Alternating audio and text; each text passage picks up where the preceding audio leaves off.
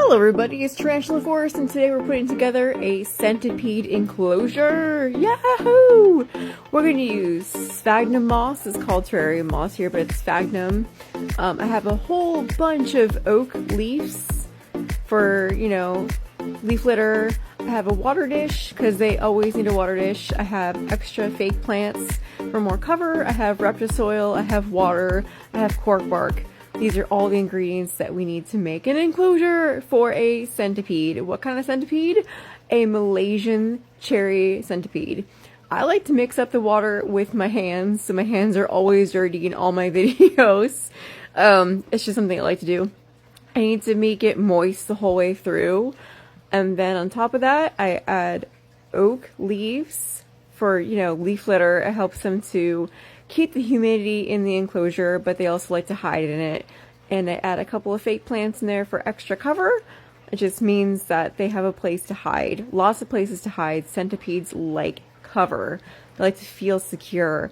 The sphagnum moss I'm adding is going to make sure that that leaf litter mixture and the substrate underneath stay nice and humid, and that log is going to love that log.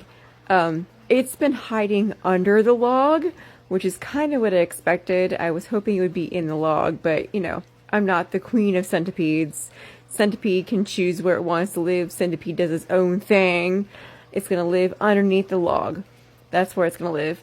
But that's kind of where centipedes like to live, is somewhere humid and dark and safe where they can feel secure. And make sure they always have a water dish, because they are a humid dependent species, especially this species. It's a Malaysian cherry red centipede, and it's going to need someplace to hide. And then I take the whole thing and I mist it down. The whole thing is misted down so it's nice and humid. And then there's that beautiful species. The lid is a inside joke from a coworker to myself. I have the Malaysian cherry red centipede. It is such a beautiful animal. I could not help but take it home. We're going to put it in this beautiful enclosure, and there it goes.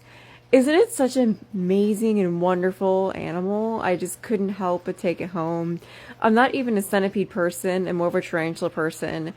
But I loved it as soon as I saw how beautiful it was and how big and just amazing it was. And it found its way in the enclosure. It found places to hide, and I'm going to use the tongs to move it. This centipede is actually very venomous, so if I got bit, it would make me really sick. So I have an enclosure that is centipede proof, meaning it cannot escape with the lid that I have it in. I'll show you the lid at the end of the video. You'll see kind of how I have the enclosure set up. It's pretty tall, but not so tall. It's tall enough to where it can't really get a grip to get out.